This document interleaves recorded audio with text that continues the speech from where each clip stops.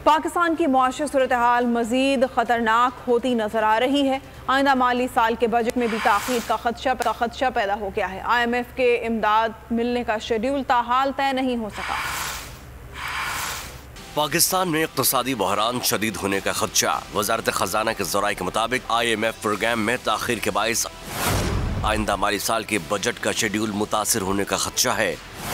रवा माली साल की आमदनी के आदाद शुमार ताहाल फाइनल न हो सके और न ही अगले माली साल के लिए बजट तखमीने को अभी तक हतमी शक्ल दी जा सकी है। वफाकी हुकूमत की जानिब से तखमीना जात को हतमी शक्ल देने के लिए नेशनल अकाउंट्स कमेटी और सालाना तरक्याती मंसूबे की मंजूरी के इजलास भी मुलतवी कर दिए गए हैं।